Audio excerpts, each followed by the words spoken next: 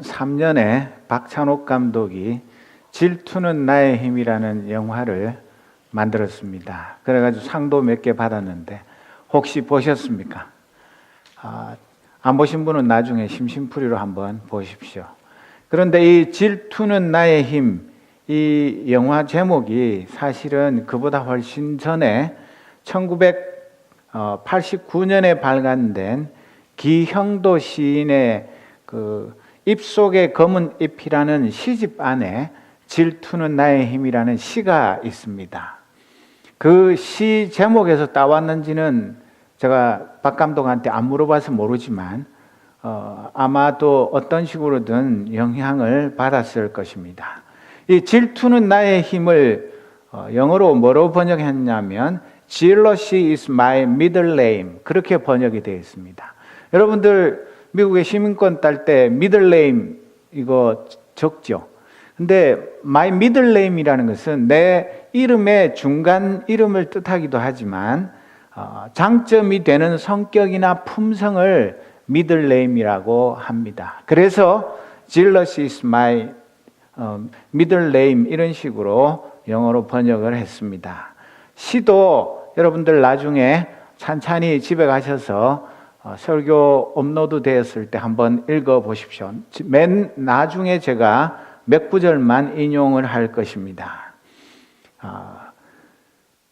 왜 제가 이 서두에 질투는 나의 힘을 인용을 하느냐 하면 오늘 이 설교의 주제 요셉과 관계되는 이 이야기의 핵심이 질투 또는 시기인 것입니다.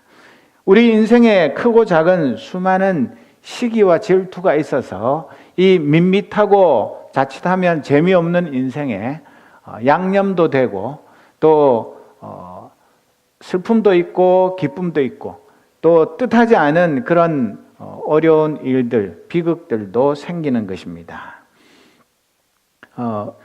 여러분 인생에도 여러분들이 생각할 때 질투는 나의 힘입니까? 아직도 뭐 질투 한 번도 안 해본 그런 성자 같은 분이 있는지 모르지만 대부분의 사람들은 크고 작은 질투를 하고 질투를 받으면서 세상을 살아갑니다. 근데 질투가 전혀 없는 사람, 나는 지금까지 단 한 번도 세상 살면서 질투를 해보지 않았다, 그런 사람은 없겠죠. 그런데 이 질투가 무조건 나쁜 건 아닙니다. 질투도 질투 나름이고 어떤 질투를 하느냐 하는 것이 문제입니다. 사울왕은 다윗의 인기를 질투했다가 스스로 자멸의 길로 걸어갔습니다. 우리 하나님 아버지도 다양하게 표현하지만 질투하시는 하나님이라고 출애굽기 20장 5절에 스스로를 소개하고 계십니다. 여러분, 하나님의 질투, 그건 무엇일까요? 하나님은 우리 걸작품으로 만든 사람들이 이 세상을 살면서 하나님 한 분만 사랑하고 존경하고 예배하면서 하나님의 그 풍성한 은혜 안에서 행복한 삶을 살기를 원하십니다. 그렇기 때문에 우리 사람들이 하나님 외에 다른 우상을 숭배하거나 하나님 외에 다른 이 세상의 것을 더 사랑하는 것을 질투하십니다. 하나님의 질투는 결코 나쁜 것이 아니고 우리를 은혜의 길로, 진리의 길로, 하나님의 그 사랑의 길로 인도하는 힘이 됩니다. 그러나 인간적인 질투는 우리 마음의 병입니다. 질투도 그냥 잠깐 하다가 말면 다행이지만 그것이 점점 깊어지고 그것이 뿌리를 내리게 되면 미움과 원망, 살인과 전쟁을 일으키는 그 파멸의 지름길이 됩니다. 저는 오늘 설교에 있어서 질투와 시기를 동의어로 사용할 것입니다.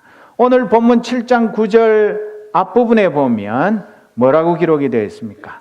그런데 그 족장들은 요셉을 시기하여 이집트에다 팔아 넘겼습니다. 여러분들 구약 성경 읽어보면 창세기에 여러 가지 드라마틱한 이야기가 나오는데 이 요셉을 팔아먹은 사람들이 누굽니까? 여기에는 족장들이라고 기록되어 있지만 요셉의 형님들입니다. 요셉의 형님이 몇 명이었습니까? 몇 명요? 왜 이렇게 자신이 없어요? 10명. 요셉의 형님이 무려 10명인데 어떻게 그 막내를 그렇게나 미워하고 시기해가지고 형님들이 동생을 죽이려고 그러다가 노예로 팔아먹은 그런 기가 막힌 이야기가 기록되어 있는데, 여기 나오는 요셉의 형들이 요셉을 시기했다고 말하는데 이 시기가 어디에서 비롯된 것입니까? 창세기 37장에 보면 이 요셉의 형들이 요셉을 시기한 것이, 첫째로는 형들의 잘못을 요셉이 아버지한테 시시콜콜 고자질을 했습니다. 여러분, 동생이 형 잘못한 거 부모님한테 일러주면 형이 참 기분 좋죠. 요걸 그냥 아버지 안 계실 때 두고 보자. 그건 누구나가 가지는 똑같은 마음일 겁니다. 두 번째, 아버지가 이 요셉만 편애를 했습니다.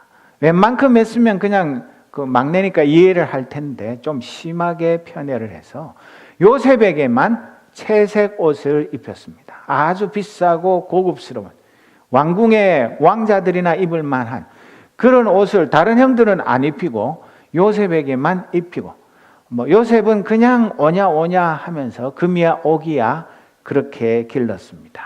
세 번째, 이 요셉이 어릴 때 그 두 가지 꾼 꿈 이야기를 그 부모 형제들이 있는 데서 다 이야기했는데 부모님조차 그리고 다른 다 형님들도 요셉 자기에게 이렇게 절을 하는 그런 꿈을 꿨다. 그러니까 내가 앞으로 우리 집에서 제일 위대한 인물이 되어서 우리 부모 형제가 다 나를 이렇게 경배하게 될 것이다. 설사 그런 꿈을 꾸었다 하더라도 부끄러워서 미안해서 말을 안 했어야 될 텐데 그걸 자랑스럽게 이야기를 하니까 요놈 봐라. 아니 그 꿈만 해도 괘씸한데 그걸 자랑이라고 얘기하니까 이 형들이 요셉을 갈수록 더 미워하게 되고 시기하고 질투하게 되어서 때를 기다리고 있었습니다. 한번 본 때를 보여주겠다. 네가 그렇게 잘났고 똑똑하면 우리 10명의 형들이 너를 혼내키는데 네가 어떻게 하는지 한번 두고 보자. 그런 마음을 가지고 이 요셉을 벼르고 있다가 마침내 때가 되어서 요셉을 처음에는 그냥 죽여서 없애버리려고 그러다가 나중에는 구덩이에다가 집어넣었다가 옆에 그 캐러반이 지나가는 걸 보고 차라리 그냥 죽이는 것보다는 팔아먹는 게 낫겠다.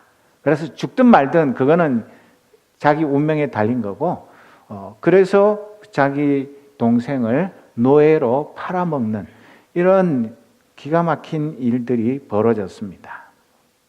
그런데 오늘 이 스데반을 잡아다가 불법 재판을 하고 있는 이 산헤드린 공의회 회원들도 이 요셉의 형들과 마찬가지로 시기에 불타오르고 있었습니다. 그들은 이미 메시아 예수님을 시기해서 십자가에 매달아 죽였습니다. 빌라도 총독은 그 산헤드린 공의회 회원들이 예수님을 체포해서 자기에게 사형 판결을 해달라고 끌고 왔을 때에 그 산헤드린 공의회 회원들 마음속에 예수님에 대한 시기가 가득한 것을 알았다고 마태복음 27장 18절에 기록되어 있습니다. 또 그들은 예수님을 죽이면 모든 것이 다 끝날 줄 알았는데 예수님의 제자들이 오순절 성령 충만한 후에 아예 날 잡아먹으라 하고 예루살렘 성전에서 힘있게 복음을 전파하고 수많은 사람들이 예수를 믿고 초대교회가 날로 부흥하는 모습을 보면서 시기 때문에 잠을 이루지 못했습니다. 그들은 그들의 마음속에 시기가 불일듯 했다고 사도행전 5장 17절에 기록되어 있습니다. 그러니까 눈에 뵈는 게 없는 겁니다. 여러분, 시기 질투에 한번 사로잡히면 정상적인 그런 사고가 마비됩니다.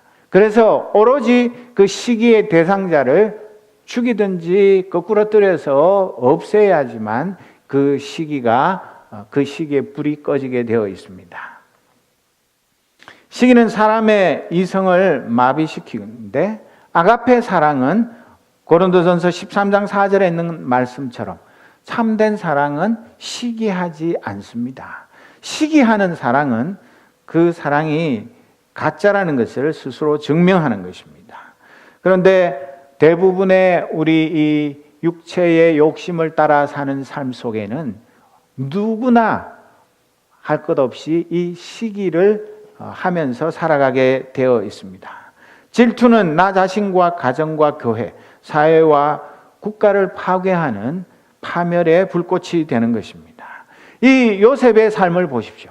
그 아버지의 사랑받는 아들로 그렇게나 호의호식하면서 잘 지내다가 하루아침에 낯선 나라의 노예로 팔려가서 비참한 신세가 된 그 요셉이 받은 충격은 얼마나 컸겠습니까? 하지만 하나님께서는 그 이집트로 팔려간 노예 요셉과 함께 하시는 임마누엘 하나님이셨습니다. 7장 9절 하반절부터 10절에 보면 그러나 하나님께서 그와 함께 하셔서 모든 환난에서 그를 건져내시고 그에게 은총과 지혜를 주셔서 이집트의 바로 왕에게 총애를 받게 하셨습니다. 바로는 그를 총리로 세워서 이집트와 자기 온 집을 다스리게 하였습니다. 이 하나님은 요셉이 자기 형제들 부모님과 함께 행복하게 살 때 그때만 그곳에만 계시는 하나님이 아니라 뜻밖의 비극을 맞아서 노예로 끌려간 그 외롭고 힘들고 비참한 그 요셉의 삶 속에 함께 하셨다고 말씀을 합니다. 이 하나님은 어떻게 이 요셉과 함께 하셨습니까? 요셉의 그 모든 삶에 함께 하실 뿐만 아니라 또 요셉을 모든 환난에서 건져내셨습니다. 또 그 하나님은 요셉에게 은총과 지혜를 주셔서 이집트 파라오에게 총애를 받게 하셨습니다. 마침내 하나님은 요셉을 그 당시 세계 최강의 나라 이집트의 1인 지상 만인 지하에 그 모든 사람들 왕만 빼고는 가장 높은 총리로 세우시고 이집트 전역과 또 그 왕궁을 다스리게 하셨습니다. 이집트의 이 파라오가 노예로 팔려왔던 이 요셉을 평가하는 말이 창세기 41장 38절 이하에 기록되어 있습니다. 바로가 신하들에게 말하였다. 하나님의 영이 함께하는 사람을 이 사람 말고 어디에서 또 찾을 수 있겠느냐. 바로가 요셉에게 말하였다. 하나님이 너에게 이 모든 것을 알리셨는데 너처럼 명철하고 슬기로운 사람이 어디에 또 있겠느냐. 네가 나의 집을 다스리는 책임자가 되어라. 나의 모든 백성은 너의 명령을 따를 것이다. 내가 너보다 높다는 것은 내가 이 자리에 앉아 있다는 것뿐이다. 바로가 또 요셉에게 말하였다. 내가 너를 온 이집트 땅의 총리로 세운다. 가장 낮은 노예의 자리에 굴러 떨어졌던 그 가련하고 불쌍한 요셉을 하나님은 가장 높은 자리에 앉히셨습니다. 그뿐만 아니라 이 요셉은 그냥 무조건 막내기 때문에 부모님에게 사랑을 받았거나 또 노예로 팔려가서 가련하고 불쌍한 신세 때문에 파라오에게 인정을 받고 높임을 받은 것은 아닙니다. 그의 마음속에 언제나 전능하신 하나님, 나와 함께 하시는 임마누엘 하나님에 대한 불타는 사랑이 있었습니다. 창세기 39장 8절 이하에 보면 이 요셉이 노예로 팔려가서 파라오의 시위대장 보디발의 집에서 똑똑하고 성실하고 부지런했기 때문에 그 가정의 총무가 되었습니다. 그때 이 보디발의 아내가 노골적으로 대놓고 이 뜨거운 피를 가진 청년 요셉을 성적으로 유혹했습니다. 그런데 이 요셉은 아무도 보지 않는 은밀한 가운데서도 9절 하반절에 보면 그런데 내가 어찌 이런 나쁜 일을 저질러서 하나님을 거역하는 죄를 지을 수 있겠습니까? 그렇게 그 보디발의 아내에게 말하고 있습니다. 보디발의 아내와 자기가 성적인 그런 죄를 짓는 것은 단지 두 사람만의 그런 은밀한 관계가 아니라 그렇게 하면 이 요셉이 바로 자기를 사랑하시고 자기와 함께 하시는 하나님께 죄를 짓는 일이라고 그렇게 말하고 있습니다.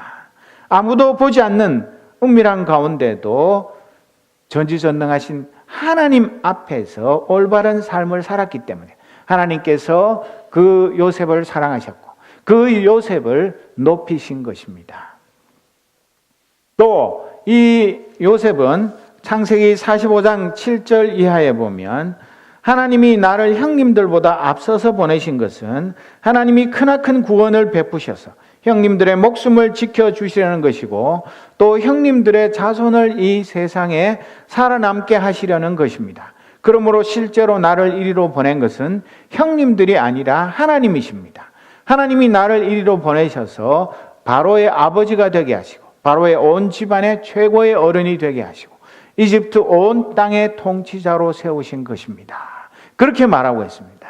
그러니까 형들이 시기에 사로잡혀서 이 동생을 팔아먹었지만 이 동생인 요셉은 형들이 자기를 노예로 판 것에 대한 그 반감과 억울한 마음, 복수하고자 하는 그런 마음을 가지고 있었던 것이 아니라 자기를 이곳에 보낸 것은 형님들이 아니라 전능하신 하나님이 자기 자신뿐만 아니라 온 가족들, 나아가서는 그 7년 흉년 때에 수많은 사람들이 굶어 죽게 될 것, 그것을 아시고 자기를 세워서 모든 사람들을 구원하시기 위해서 형님들의 손을 빌려서 자기를 이집트에 보내신 것이라고 그렇게 고백하고 있습니다. 얼마나 놀랍습니까? 여러분, 사람인데 지금은 잘 됐지만 오히려 자기에게는 막강한 권력이 있기 때문에 형님들을 말 한마디로 죽일 수도 있고 뭐 얼마든지 자기가 당한 그런 수치와 모욕을 마음껏 갚을 수 있는 그런 자리에 있었지만은 털끝만큼도 형님들에 대한 미움과 원망을 갖지 않고 오히려 전능하신 하나님의 그 놀라운 구원의 역사, 그것에 자기가 쓰임받은 것을 기뻐하면서 형님들을 오히려 환대하고 선대하는 그의 모습을 볼 때에 구약 성경에 나오는 이 요셉이야말로 신약의 메시아로 오시는 예수님의 예표라고 할 수 있는 것입니다. 그리고 창세기 47장 11절 이하의 말씀에 보면 요셉은 자기 아버지와 형제들을 이집트 땅에서 살게 하고 바로가 지시한 대로 그 땅에서 가장 좋은 곳인 람세스 지역을 그들의 소유지로 주었다. 요셉은 자기 아버지와 형제들과 아버지의 온 집안의 식구수에 따라 먹거리를 데워 주었다. 이스라엘 자손은 이집트의 고센 땅에 자리를 잡았다. 거기에서 그들은 재산을 얻고 생육하며 번성하였다. 그냥 용서만 해준 것이 아니라 그 형님들 한 사람 한 사람 다 평안하게 잘 지낼 수 있도록 모든 배려를 아끼지 않았다고 기록되어 있습니다. 심지어는 그 형님들이 죄책감이 있고 언제 요셉의 마음이 변해서 자기들에게 보복을 할지 모르는 그런 두려운 마음을 가지고 자기 아버지가 죽고 난 다음에 이제 아버지까지 죽었으니까 이제는 요셉이 드디어 때는 왔다 해가지고 자기들을 보복할까봐 두려워 떨면서 아버지의 유언을 핑계대면서 제발 우리를 잘 보살펴 달라고, 우리를 용서해 달라고 부들부들 떨면서 찾아왔을 때에 창세기 50장 19절 이하에 보면 요셉이 그들에게 말하였다. 두려워하지 마십시오. 내가 하나님을 대신하기라도 하겠습니까? 형님들은 나를 해치려고 하였지만 하나님은 오히려 그것을 선하게 바꾸셔서 오늘과 같이 수많은 사람의 생명을 구원하셨습니다. 그러니 형님들은 두려워하지 마십시오. 내가 형님들을 모시고 형님들의 자식들을 돌보겠습니다. 이렇게 요셉은 그들을 간곡한 말로 위로하였다. 얼마나 놀랍습니까? 여러분, 이 지구상에서 한국만큼 부모 자식 간에, 형제들 간에 소송이 많은 나라가 없다고 합니다. 그냥 이거는 금메달도 압도적인 금메달입니다. 그만큼 부모 자식 간에도 지금은 돈 때문에 원수가 되고, 형제들 사이에 지금도 여러분들 다 아시죠? 금호가뿐만 아니라 롯데 그 형제 간에 피 터지게 지금도 계속해서 싸우고 있고, 그런 일들이 그냥 뉴스거리도 안 될 정도로 다반사로 일어나고 있는 이런 세상인데, 그때 당시에 이 요셉과 같은 이런 넓은 마음을 가지고 형님들의 그 아주 악하게 이를 데 없는 죄, 그것들을 기억도 하지 않고 용서하고 사랑으로 갚는 이런 것들을 볼 때에 참 우리가 이 요셉의 생애를 통해서 많은 것을 배우게 됩니다. 사도 바울이 로마서 12장 21절에 말씀하신 것처럼 악에게 지지 말고 선으로 악을 이기십시오. 이 권면의 말씀처럼 선으로 악을 이기는 가장 모범적인 삶을 사는 것이 바로 요셉입니다. 그뿐만 아니라 아버지 야곱의 유언을 지켜서 요셉은 자기가 이집트의 최고의 자리, 왕을 뺀, 사실은 왕은 그냥 자리만 지키고 있고 자기가 모든 것을 다 알아서 통치하는 그런 자리에 있었지만 언제나 겸손하고 하나님 앞에 신실한 사람이었는데, 자기 아버지 야곱의 유언을 따라서 아버지 유해를 저 멀리 가나안 땅에 있는 막벨라 굴에 장사했습니다. 자기 자신도 유언으로 자기의 유고를 그 아버지 무덤에서 좀 떨어져 있는 세겜 묘지에 장사하라고 해서, 그것이 나중에 여호수아 24장 32절에 보면 먼 훗날에 그 후손들이 자기의 그 유해를 그곳에 옮겨서 장사를 지낸 것, 그것을 보여줍니다. 그것은 무슨 의미입니까? 뭐하러 사람들, 후손들 귀찮게 그 뼈를 추려가지고 그 먼 곳을 가서 장례를 하게 했느냐 하면, 히브리서 11장 22절에 있는 말씀처럼 믿음으로 요셉은 죽을 때에 이스라엘 자손들이 이집트에서 나갈 일을 언급하고 자기 뼈를 어떻게 할지를 지시하였습니다. 요즘 대통령 되기 위해서 김무성 씨도 부모님 묘 이장하고, 뭐 옛날에 뭐 김대중 대통령도 대통령 되기 전에 다 이장하고, 이런 식으로 자기가 높은 자리에 앉고 자기 잘 되게 하기 위해서 애꿎은 조상 묘를 멋대로 이렇게 옮기는 그런 못된 후손들이 이 땅 위에 참 많습니다. 그러나 이 요셉은 그런 자기 개인의 이기적인 욕심 때문에 그렇게 한 것이 아니라 자기는 어디까지나 나그네예요. 더 좋은 본향, 영원한 하나님 나라를 사모하는 그런 하나님의 백성, 순례자인 것을 늘 기억하였고, 또 그 아버지, 그 할아버지, 증조 할아버지 아브라함과 이삭과 야곱에게 하나님이 주시겠다고 약속한 그 땅, 그것을 줄 것을 믿는 믿음으로 자기 사후에 그 유골까지 옮겨서 장례를 하도록 부탁한 것을 보여줍니다. 우리도 이 세상 살면서 언제 어디에서 죽어서 어디에 묻힐지 잘 모릅니다. 좋은 가문에 태어난 분들은 선산이 있고 그래서 대대로 이렇게 묻히는 자리가 다 정해져 있어서 그런 걱정 별로 안 하지만, 그렇지 않은 사람들이 훨씬 더 많습니다. 우리는 나그네 인생입니다. 언제 주님이 우리를 불러가실지 알 수 없습니다. 그러나 요셉과 함께 하셨던 그 임마누엘의 하나님이 나의 아버지 하나님이시기 때문에 나는 그런 내 사후의 문제에 대해서 전혀 염려하거나 걱정하지 않습니다. 오늘 이 스데반의 이 설교의 요점은 요셉은 스데반처럼 하나님의 영, 성령이 함께하는 사람입니다. 하나님이 그에게 명철과 지혜를 주셨습니다. 이 요셉의 이야기를 하면서 아마 자기 자신이 하나님께서 성령과 지혜 주셔서 하나님의 일을 하게 한 그 은혜와 사랑을 감사하는 마음으로 이 말씀을 전하였을 것입니다. 요셉의 형들은 시기에 사로잡힌, 시기의 포로가 되고 노예가 된 사람들이었습니다. 이 스데반을 심판하는 사내들인 공의회 회원들도 시기에 눈먼 사람들이었습니다.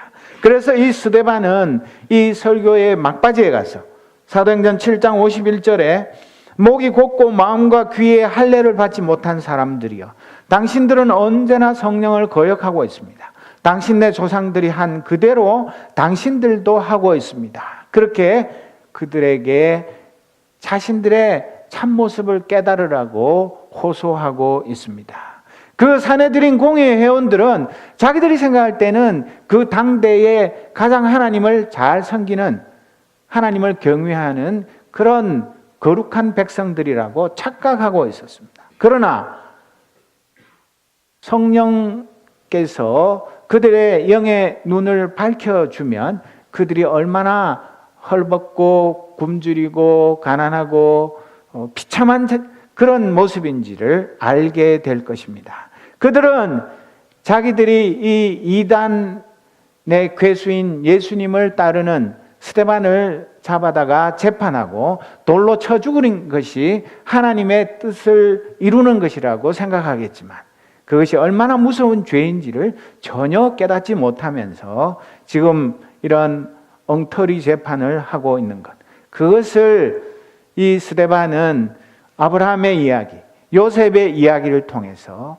당신들의 모습이 어떠한 것인지를 깨닫기를 촉구하고 있는 것입니다.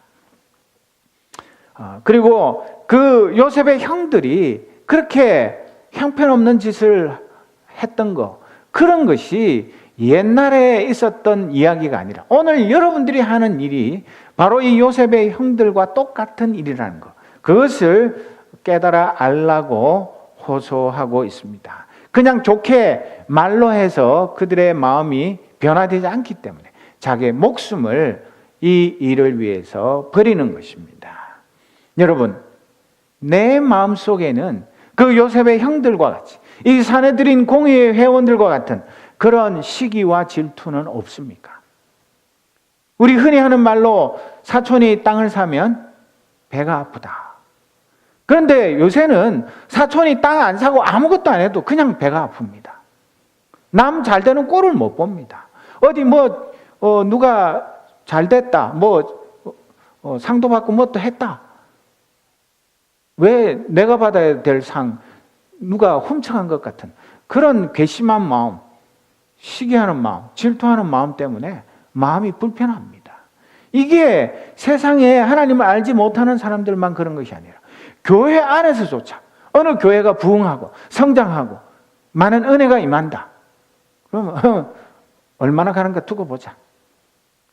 이게 정상적인 마음입니까? 하나님께서 어떤 교회의 어느 성도에게 누구에게 은혜를 베푸셔서 놀라운 부흥이 일어나면 함께 기뻐하고 축하하고 우리도 그 은혜에 동참하기를 사모해야 하는 것, 그것이 우리의 마음가짐이어야 할 터인데 아주 사소한 일로부터 시작해서 교회 전체의 문제에 이르기까지 크고 작은 이 시기와 질투 때문에 우리의 마음에 참된 평안이 없을 때가 너무나 많습니다. 식당을 해도 무슨 공부를 해도 뭘 해도 내가 남들보다 잘 돼야 돼. 공부도 열심히 안 하고 일도 열심히 안 하면서 성적도 잘 나와야 되고 상도 받아야 되고 돈도 많이 벌어야 되고 그런 도둑놈 심보가 어디에 있습니까? 그럼에도 불구하고 우리의 마음속에 성령이 우리를 다스리시고 성령으로 충만해서 하나님의 그 아가페 사랑, 예수님의 그 십자가 사랑이 우리를 온전히 지배하지 못하면 나도 모르게 이런저런 시기와 질투 때문에 나 스스로를 갉아먹고 우리의 가정의 평화가 깨어지고 우리 교회와 우리 나라와 민족이 파멸의 길로 달려가게 되는 것입니다. 사랑하는 성도 여러분, 그 기형도의 질투는 나의 힘, 그 시에 보면 내 희망의 내용은 질투뿐이었구나. 그렇게 자기 청춘을 결산하면서 고백하는 게 나옵니다. 여러분, 내 희망의 내용이 질투뿐이라는 거 알면 그나마 다행입니다. 그 다음에 어떻게 되는 줄 아십니까? 나의 생은 미친 듯이 사랑을 찾아 헤매었으나 단 한 번도 스스로를 사랑하지 않았노라. 그렇게 고백하고 있습니다. 내 생애에 사랑을 찾아서 미친 듯이 헤매었는데 남 사랑은 그만두고 내가 나 스스로를 단 한 번도 사랑하지 못했다. 왜요? 사랑이 뭔지를 모르는데 어떻게 사랑을 합니까? 내 마음속에 질투가 가득한데, 질투에 눈이 멀었는데 진정한 사랑이 뭔지를 어떻게 알겠습니까? 얼마나 비참한 인생입니까? 사랑을 찾아서 미친 듯이 헤맸는데 사랑을 잡은 것이 아니라 나 자신을 단 한 번도 사랑하지 못한 이 사랑의 풀모지 인생이라는 것을 깨닫는다는 것, 얼마나 가슴 아픈 일입니까? 얼마나 많은 이 세상 사람들이, 얼마나 많은 크리스찬들이 이런 허무한 인생을 살면서도 자기가 꽤 괜찮은 크리스찬으로, 자기가 꽤 멋진 인생을 사는 것으로 착각하며 사는 사람들이 많습니다. 사랑하는 성도 여러분, 질투는 나의 힘이 아닙니다. 전능하신 여호와 하나님만이 나의 힘이십니다. 이것을 우리가 분명히 깨닫고 내 마음속에 질투 대신에 내 이웃을 내 몸처럼 사랑해서 내 생명까지 아낌없이 내어줄 수 있는 그런 참 사랑의 사람으로 변화되지 않으면 나도 사랑할 수 없을 뿐만 아니라 내 사랑하는 가족들, 내 사랑하는 교회 식구들, 내 주위에 있는 사람 그 누구도 이 세상을 살면서 70을 살든 80을 살든 단 한 번도, 단 한순간도 참된 사랑을 하지 못하고 사는 그런 불쌍한 인생이 되는 것입니다. 사랑하는 성도 여러분, 이 스데반이 자기의 목숨을 바쳐서 그 사내들인 공의회 회원들의 그 시기에 사로잡힌 마음을 변화시켜서 하나님의 참사랑, 예수님의 그 십자가 사랑으로 변화되어서 자기는 죽어도 좋지만 자기 스스로의 모습을 발견하고 참사랑을 깨닫고 하나님을 사랑하고 이웃을 사랑하는 참된 하나님의 자녀로 살아가도록 이렇게 목숨을 다해서 호소하는 이 뜨거운 열정이 우리의 열정이 되어야 하지 않겠습니까? 지금도 이 세상에 우리 주위에 이렇게 시기와 질투 때문에 눈먼 인생을 살아가는 수많은 사람들이 있습니다. 우리도 스데반과 같이 그들에게 내 목숨을 걸고 참사랑이 여기에 있음을, 오직 예수님의 십자가 사랑만이 우리에게 참사랑을 눈뜨게 하고 그 사랑이 성령의 열매를 맺게 하는 참된 길인 것을 가르쳐 주기 위해서 우리를 하나님의 일꾼으로, 하나님의 자녀로 부르셨습니다. 이 부르심에 응답해서 오늘 21세기의 스데반과 같은 그런 하나님의 참사랑을 증거하는 하나님의 사람으로, 복음의 증인으로 살아가는 저와 여러분이 되시기를 진심으로 소원합니다. 기도하겠습니다. 하나님 아버지, 주님의 십자가 사랑 알지 못하고는